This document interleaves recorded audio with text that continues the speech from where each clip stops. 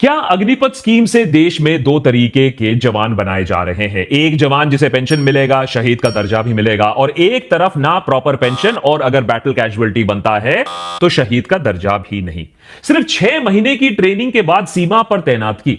इतना टाइम तो corporate office में प्रोबेशन पीरियड निकल जाता है। कॉम्पनसेशन के नाम पर अग्निवीरों को सरकारी मुआवजा नहीं, सिर्फ इंश्योरेंस का पैसा मिलेगा। पैसे बचाने के चक्कर में कहीं सरकार नेशनल सिक्योरिटी को डीमोनेटाइज तो नहीं कर दे रही है? क्यों अब सीनियर आर्मी ऑफिसर्स जो पहले अग्निवीर का स्वागत कर रहे थे वो खुद अब इसके खिलाफ बोल रहे हैं? और क्या नोटबंदी की तरह अग्निवीर मास्टर स्ट्रोक का पूरा पोल अब खुलते देख सरकार उसे जस्टिफाई करने में बिजी हो गई है? ये कुछ ऐसे सवाल हैं जो पिछले एक हफ्ते में पार्लियामेंट में और पार्लियामेंट के बाहर भी उठाए गए हैं। 18 जनवरी 2024 को जम्मू एंड कश्मीर के एलओसी पर अग्निवीर अजय कुमार एक लैंडमाइन ब्लास्ट में मारे जाते हैं। हादसे के हुए 6 महीने हो चुके हैं। पिछले हफ्ते पार्लियामेंट में राहुल गांधी ने सरकार पर आरोप लगाया कि अग्निवीर अजय कुमार की फैमिली को अभी तक सरकारी मुआवजा या कॉम्पनसेशन नहीं दिया गया है। इसके जवाब में राजनाथ सिंह ने कहा कि राहुल गांधी गलत बयान दे रहे हैं, क्योंकि अगर कोई भी अग्निवीर देश के लिए जान देता है तो उसके परिवार को 1 करोड़ रुपए की धनराशि सहायता के रूप में दी जाती है। इस बात पर राहुल गांधी ने एक रिस्पांस वीडियो भी जारी किया जिसमें वो शहीद अजय कुमार के पिता चरणजीत सिंह का बयान भी दिखाते हैं, जिसमें राजनाथ सिंह को बोला जाता है कि सेंटर का 1 करोड़ रुपए की सहायता राशि दी जाने वाली बात गलत है। उनके हिसाब से स्टेट और इंश्योरेंस का पैसा मिला है, केंद्र सरकार से कुछ भी नहीं। अग्निवीर का मुद्दा ऑब्वियसली पॉलिटिकल अब बन रहा है। हरियाणा, उत्तर प्रदेश में कई जगहों में इसको लेकर लोग नाराज हैं, लेकिन यह बात सिर्फ पैसों की नहीं है। अग्निवीर स्कीम पर यह सवाल भी आ रहा है कि क्या यह हमारे आर्मी के ऊपर अपने आप एक सर्जिकल स्ट्राइक है, उसे कमजोर बना देने का एक फॉर्मूला है जिसे जाने अनजाने फोर्सेस पर सरकार थोप रही है। थोड़ा सा तो समझना पड़ेगा कि मुद्दा क्या है। Retired army chief general Naravane ने अपनी soon to be released autobiography, अब पता नहीं कब रिलीज होगी क्योंकि अनऑफिशियली इसको बैन कर दी गई है, इस किताब को, 4 स्टार्स ऑफ डेस्टिनी, अपनी ऑटोबायोग्राफी में उन्होंने जिक्र किया था कि अर्ली 2020 में उन्होंने टूर ऑफ ड्यूटी नामक एक स्कीम को पिच किया था सरकार को, यानी एक short term tenure soldier induction programme. मगर कुछ ही महीनों में सरकार उनके पास वापस एक स्कीम लाती है और इंप्लीमेंट भी कर देती है जिसका स्कोप उनके सजेशन से कई गुना ज्यादा था। उन्होंने लिखा कि आर्मी इस चीज से काफी सरप्राइज हुई, पर नेवी और एयरफोर्स तो इस स्कीम को देखकर पूरी तरीके से चौंक ही गई। उनके लिए यह एक बहुत बड़ा बोल्ट फ्रॉम द ब्लू जैसा था। आखिर अग्निपथ, यह मास्टर स्ट्रोक, यह है क्या? मिलिट्री में कई सारे अलग अलग पोस्ट होते हैं। बेसिकली देखें तो सबसे ज्यादा संख्या पीबीओआर की होती है। पीबीओआर यानी personal below officer rank, sepoy, naik, lance naik, subedar, subedar major.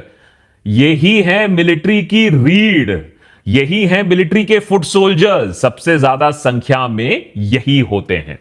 Agnipath scheme में यह पोस्ट की रिक्रूटमेंट प्रोसेस को पूरी तरीके से बदल दिया जाता है। पहले सिलेक्शन के बाद पीबीओआर 17 साल के लिए एक्टिव ड्यूटी किया करते थे, फिर उनकी रिटायरमेंट होती थी और इमरजेंसी केसेस में उन्हें रिक्रूट भी किया जा सकता था, मोबिलाइज किया जा सकता था रिटायरमेंट के बाद भी, माने स्टैंड बाय आर्मी एक तरफ से।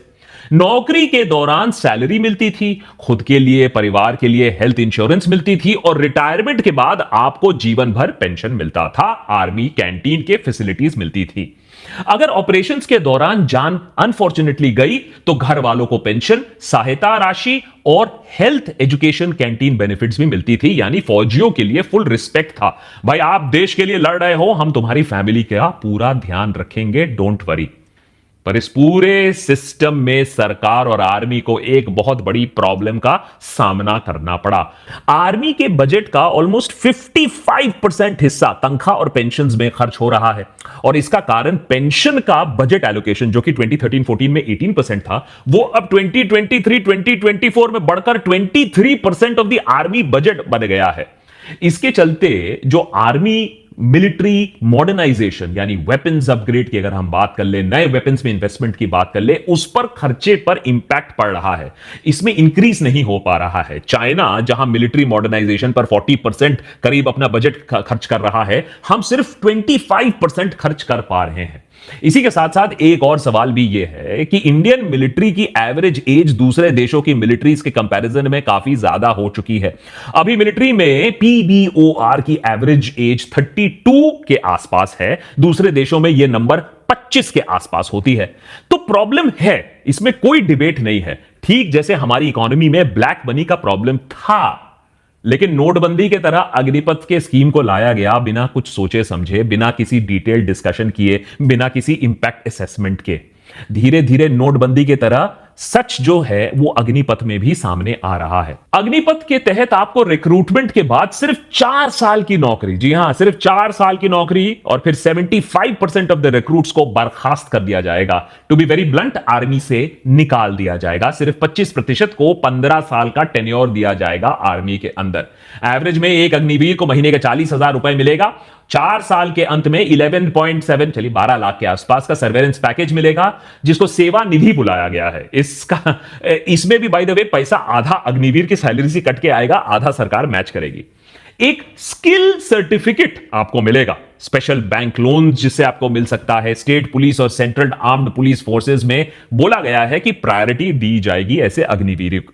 बट स्कीम के अनाउंस होते ही बिहार, यूपी, हरियाणा जैसे राज्यों में, कई स्टेट्स में बड़े लेवल पर प्रोटेस्ट शुरू हो गया और कई बच्चों ने आर्मी की तैयारी करना छोड़ ही दिया। ऐसा क्यों, आइए समझते हैं। अग्निवीर के खिलाफ नाराजगी का सबसे बड़ी जो वजह है वो यह है कि बर्खास्त किए गए अग्निवीर को अब पेंशन तो कुछ नहीं मिलेगी। यही था सरकार का मास्टर स्ट्रोक कि देश की सेवा के बाद बातें बड़ी बड़ी करो, पुलवामा के शहीदों के नाम पर वोट मांग लो और उसके बाद चुपको चुपके पेंशन का खर्चा हटा दो। पेंशन के साथ साथ और कई चीजें भी हैं जो अग्निवीरों को नहीं दी जाएगी। Gratuity, dearness allowance, leave encashment, army canteen, जवान के फैमिली को हेल्थ इंश्योरेंस। तो राहुल गांधी ने 1 जुलाई को संसद में अग्निवीर अजय सिंह की बात उठाई और कहा कि भाई उनको अभी तक सेंटर और आर्मी के तरफ से पेंशन का कॉम्पनसेशन नहीं मिला है। इस पे राजनाथ सिंह उठ गए और बोला कि कहां राहुल गांधी सदन को गुमराह करने की कोशिश कर रहे हैं। सरकार की तरफ से हर अग्निवीर को 1 करोड़ रुपए की सहायता राशि दी जाती है। अब इन दोनों में सच कौन बोल रहा है, झूठ कौन बोल रहा है, मिसलीड कौन कर रहा है। 4 जुलाई को अग्निवीर अजय सिंह की फैमिली ने कहा कि राहुल गांधी ने सही बोला है, 6 महीने गुजर चुके हैं और अभी तक सेंटर का कोई कॉम्पनसेशन नहीं आया है। उनको हां 98 लाख का पैसा मिला है, मगर उन्होंने क्लैरिफाई किया ये इंश्योरेंस का पैसा है। 48 लाख आर्मी इंश्योरेंस का आया है और बाकी 50 लाख तो आईसीआईसीआई बैंक की बीमा थी।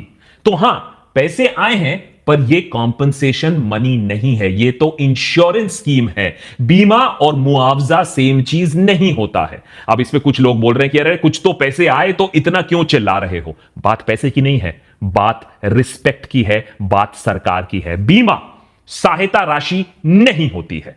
अग्निवीर अगर लाइन ऑफ ड्यूटी में मारा जाता है तो उसके फैमिली को कॉम्पनसेशन या जिसको एक्स ग्रेशिया पेमेंट कहते हैं वो दी जाती है। इसी के साथ साथ कुछ और भी बेनिफिट्स होते हैं। कुल मिलाकर 67 लाख रुपीस के आसपास एक राशि बनती है।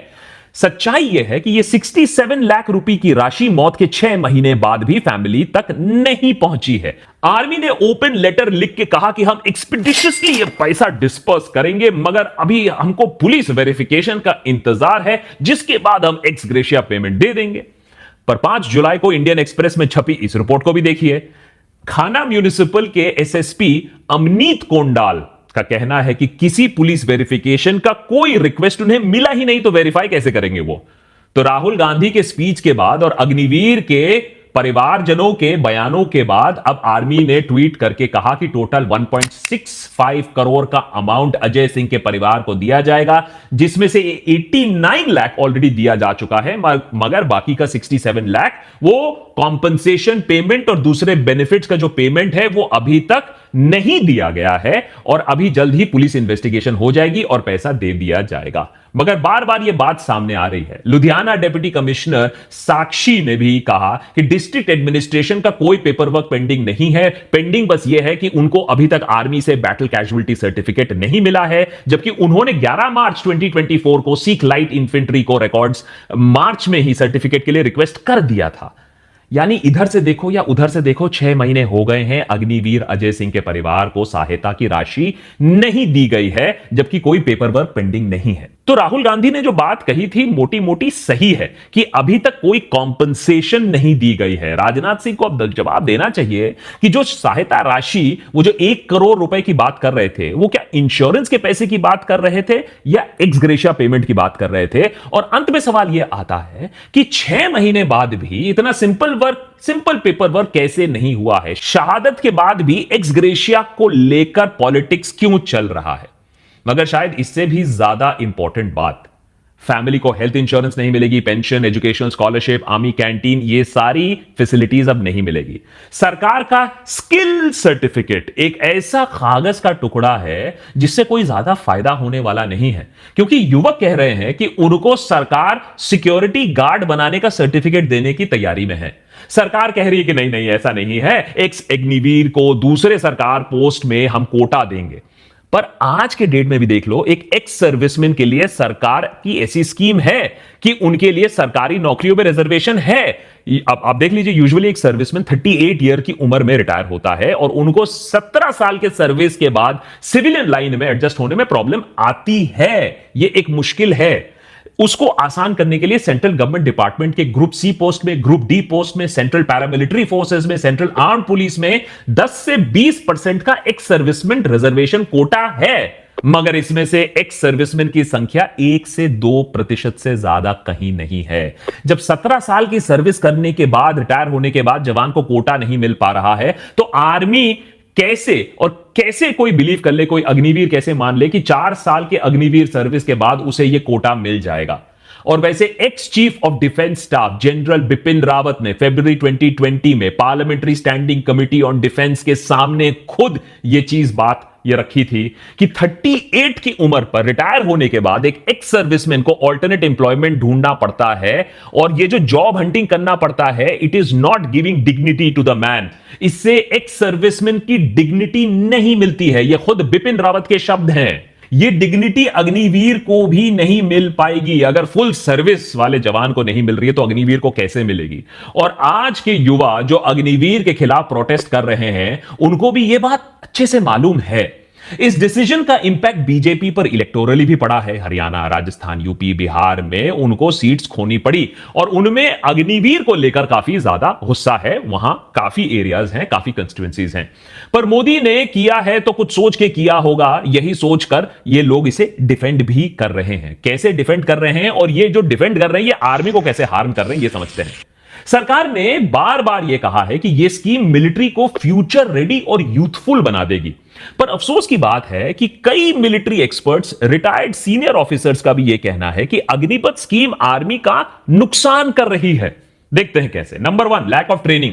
पहला पॉइंट तो ट्रेनिंग का सिंपल है। अग्निपथ स्कीम में अगर आप देखो तो पहले जो पीबीओआर जवान है, करीब 2 से 3 साल तक की ट्रेनिंग मिलती थी, और अब एक अग्निवीर पीबीओआर को सिर्फ 6 से 8 महीने की ट्रेनिंग मिलती है। Retired major general Amritpal Singh ने बयान दिया है कि ट्रेनिंग को फास्ट फॉरवर्ड नहीं किया जा सकता है। उन्होंने कहा है कि यह डेफिनेटली इस तरीके की ट्रेनिंग के बाद ये जो अग्निवीर है, ये एक बोझ बनकर ही, दूसरे ट्रूप पर बोझ बनकर ही मैदान पर उतरेंगे। और एक्सपीरियंस जब तक आएगा, जब तक 4 साल खत्म होंगे, तब तक पूरा प्रोसेस फिर से शुरू करना पड़ेगा। दूसरा पॉइंट, नेवी और एयरफोर्स। अब ये चीज नेवी और एयरफोर्स के लिए और भी ज्यादा खराब है, ये अग्निवीर स्कीम, क्योंकि उनके वेपन सिस्टम्स और भी ज्यादा कॉम्प्लिकेटेड है। और वैसे नेवी पर जाना कोई आसान बात तो है नहीं। रिटायर्ड एडमिरल अरुण प्रकाश का कहना है कि नेवी या एयरफोर्स के लिए कम से कम 5 से 6 साल की ट्रेनिंग जरूरत होती है, इससे पहले कि सिपाही एक्सपीरियंस्ड हो उन कॉम्प्लिकेटेड और लीथल वेपन सिस्टम को, कॉम्प्लेक्स मशीनरी को वो समझ पाए और ऑपरेट कर पाए। ऐसे में बेस्ट केस सिनेरियो ये है कि 4 साल बाद एक अग्निवीर एक पार्शियली ट्रेन्ड सेलर ही बन पाएगा। अब आप सोचिए कि 4 साल भी कम पड़ रहे हैं और 4 साल में तो हम यहां निकाल दे रहे हैं। और यह चीज retired army chief general Naravane ने भी बोली थी, क्योंकि उन्होंने जब टूर ऑफ ड्यूटी, ये जो शॉर्ट टर्म सर्विस का मॉडल पिच किया था, वो सिर्फ आर्मी के लिए पिच किया था, छोटे स्केल पर पिच किया था। मगर सरकार वापस आती है और सब पर लगा देती है, एयरफोर्स, नेवी, सब पर लगा देती है अपना यह मास्टर स्ट्रोक। तीसरा पॉइंट, रिटेंशन रेट। ये जो रिटेंशन रेट वाला प्रॉब्लम है, जनरल नरावने ने भी प्रपोज किया था कि 25% को बर्खास्त कीजिए, 75% को रिटेन कीजिए, मगर सरकार ने तो कुछ अपना ही मैच लगा दिया और 75% को बर्खास्त कर दिया। इससे अग्निवीर में आपस में ही एक कंपटीशन बन जाता है। अरे अब इसमें रेजिमेंटल कॉमराडरी, एक जो चीज है कि एक सैनिक दूसरे सैनिक के लिए अपनी जान देने के लिए हाजिर होगा, ये जो भाईचारा है, ये भाईचारा तो अब गया। और इसमें सिर्फ कोई थ्योरी की बात नहीं है। आर्म्ड फोर्सेस पिछले कुछ हफ्तों में एक इंटरनल सर्वे कर चुकी है, अग्निवीर स्कीम को इवैल्यूएट कर रही है, और उसमें पता चल रहा है कि एक lack of cohesiveness, lack of camaraderie देखी जा रही है अग्निवीरों में, और कोलैबोरेशन नहीं दिख रहा है, बल्कि कंपटीशन की टेंडेंसी ज्यादा दिख रही है, जिसके चलते अग्निवीर के बीच में ट्रस्ट डेफिसिट है। एक आर्मी के लिए इससे ज्यादा खतरनाक और कोई चीज हो नहीं सकता है कि बैटल में कोई खून पसीना किसी का बह रहा है और वो बोलता है तू यहीं मर जा, क्योंकि कम से कम मैं रिटेन रहूंगा। इसीलिए शायद lieutenant general Vinod Bhatia, farmer director general of military operations, ने ट्वीट करके इस स्कीम के फोर्सेस के लिए इसे डेथ नेल बताया है। और उन्होंने एक बहुत सिंपल सवाल भी पूछा है, इतने बड़े मास्टर स्ट्रोक को इंप्लीमेंट करने से पहले कोई भी टेस्टिंग फेज की गई थी या नहीं? इतनी जल्दी क्या थी? लेफ्टिनेंट जनरल विनोद भाटिया ने यह भी कहा है कि ऐसी पॉलिसी से मिलिटराइजेशन ऑफ सोसाइटी भी हो सकता है। सोचिए जरा, 40,000 युवक बेदखल किए जा रहे हैं आर्मी से। वो ट्रेंड है, सेमी ट्रेंड है, अब वो नाराज होकर सिविलियन लाइन में वापस आते हैं, बंदूक भी चलाना जानते हैं, मार्शल आर्ट्स कुछ हद तक जानते हैं, अपने आप को डिफेंड करना जानते हैं। वो क्या करेंगे? इससे सोसाइटल लेवल पर बहुत ज्यादा खतरा हो सकता है कि ऐसे नाराज एक्स अग्निवीर कहीं अनलॉफुल एक्टिविटीज, गैंग्स के तरफ आकर्षित ना हो जाए। ऊपर से आप ये भी हो सकता है वैगनर ग्रुप जैसे इंटरनेशनल प्राइवेट मिलिट्री कंपनीज की तरफ वो आकर्षित हो जाए, मर्सनरीज बनने का वो सोच ले। ये सुनने में दूर की बात लगती है, लेकिन इसकी बात अभी होनी होगी अगर इस चीज को रोकना होगा। राजनाथ सिंह ने तो कहा है कि इस स्कीम को लाने से पहले बहुत सारे एक्सपर्ट्स, बहुत सारे लोग, बहुत सारे जनरल से बात की गई है और उसी के बाद अग्निवीर स्कीम को लाया गया। लेकिन उधर जनरल नरावने अपनी किताब में लिख रहे हैं कि it is a bolt from the blue. ऐसा क्यों लिखा? क्या वो झूठ बोल रहे हैं? इतने सारे सीनियर ऑफिसर्स पब्लिकली स्कीम को क्रिटिसाइज क्यों कर रहे हैं? और डिफेंस मिनिस्टर राजनाथ सिंह को इस चीज का जवाब तो देना होगा। क्या ऐसा कौन सा कंसल्टेटिव फेज था, कौन कौन थे इस कंसल्टेशन में जिनसे बात करके इस अग्निवीर स्कीम को लाया गया? भाई हम भी तो जाने कि डिमोनेटाइजेशन के पीछे कौन था। नहीं तो हाल वही है जैसे जीएसटी इंप्लीमेंटेशन हुआ था, जैसे डिमोनेटाइजेशन हुआ था, रातों रात स्कीम को इंट्रोड्यूस कर दिया गया किसी से बातचीत बिना किए। आज जीएसटी कलेक्शंस को सरकार दबाने की कोशिश कर रही है, बोल रही है हम पब्लिश नहीं करेंगे नंबर्स। डिमोनेटाइजेशन का नाम और निशान मिट गया है सरकारी पैम्फलेट्स के अंदर से। और जनरल नरावने की ऑटोबायोग्राफी 4 स्टार्स ऑफ डेस्टिनी जो 2024 की शुरुआत में रिलीज होने वाली थी, अभी उसका रिलीज डेट पोस्टपोन कर दिया गया है। Amazon में लिखा हुआ है करेंटली अनअवेलेबल। Amazon कह रही है हमें पता नहीं ये किताब फिर से कब आएगी। तो कॉमन सेंस सवाल ये उठता है कि अगर पैसे ही बचाने थे तो सरकार साफ साफ बोल देती कि भाई पैसे बचा रहे हैं। इसको मास्टर स्ट्रोक स्कीम बनाने के लिए, यूथफुल बनाने के लिए, मॉडर्नाइजेशन के नाम पर इस स्कीम को क्यों लाया गया? क्योंकि फिर शायद मानना पड़ता कि पैसे तो नहीं है खजाने में, और फिर बोलना पड़ता कि हां दूसरे प्रोजेक्ट्स में जो पैसे लग रहे हैं उसे कम करो। पार्लियामेंट कॉम्प्लेक्स बनाने में तो पैसे कम नहीं पड़ रहे हैं, लेकिन आर्मी में पैसे कम पड़ रहे हैं। हालत कुछ ऐसे खराब है कि जनरल जीडी बख्शी, जो सालों से सरकार को चीख चीख कर सामने आकर डिफेंड करते हैं, गोदी मीडिया पर बैठकर दूसरों से गाली गलौज करते हैं, वो भी आ गए हैं और कह रहे हैं कि अग्निवीर अच्छा स्कीम नहीं है। लगता है राजनाथ सिंह ने इनसे भी कंसल्टेशन नहीं किया। उधर राजनाथ सिंह का कहना है कि अमेरिका जैसे दूसरे देश हैं, वहां भी अग्निपथ जैसे टूर ऑफ ड्यूटी जैसा मॉडल है, तो इंडिया में क्यों नहीं?